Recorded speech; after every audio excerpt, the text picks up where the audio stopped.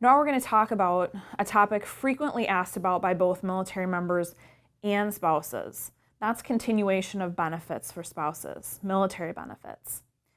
There are three types of continuations: the 2020, the 2020-15, and the 10-10.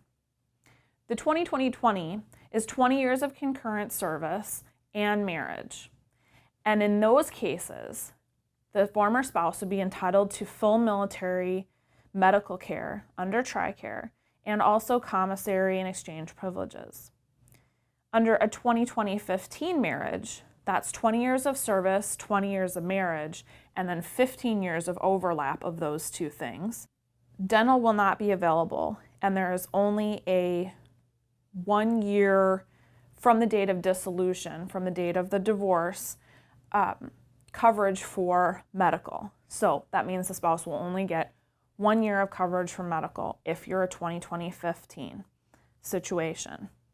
If you're a 10-10 situation, then that will allow DFAS to pay the former spouse directly, as I mentioned, for military retirement. So it's only 2020 spouses and 2020-15 spouses that are going to have any medical coverage or any commissary or exchange privileges. It may be a benefit to both parties if you're close to the 2020 timeframe to make sure that you meet that before the divorce is filed, because those benefits can be of a big advantage to the former spouse and may offset other expenses or other assets or debts in the marriage. It may be something that you want to look at. We're going to talk now a little bit about custody, another important area for service members and their families. Military duty is not inconsistent with parenthood, and that's something very important to understand. Military service is not a disqualifying factor for having or winning custody.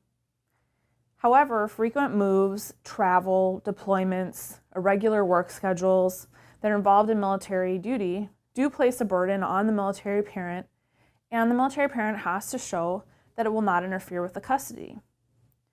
Many families choose to have joint custody or to give military parents sole custody, just depending on their own situation. And this is definitely something that you can agree to in any situation. But in a situation where custody might be contested, don't think that just because one parent is in the service, that custody is not an option for that parent. There are several advantages, in fact, to the military lifestyle. We'll go over a few of them. The life experience and the cultural enrichment of traveling, living in other states and countries can help enrich a child's life, make them a lifelong learner, better student. Quality and availability of daycare services. The Department of Defense runs excellent daycare services that are available in most areas around large posts and installations. The quality of schools on base. The DoD schools are also very good. This can allow your child a very rich educational experience. There's also available youth activities, youth community, and recreational facilities. Many people have questions about how to incorporate custody into their divorce documents. What is the best way to protect their custody rights? How to discuss a military deployment, a permanent change of station, that is a military move, or other considerations specific to the military. You'll want to make sure, if one of the parents is a military member, that you're taking into consideration military duty when you're doing the initial custody documents. If you don't, what will happen is around that time of deployment or the move or whatever the situation is, you can't look to your custody documents because they're not going to speak to that situation specifically. And that's when service members run into problems, often at the last minute.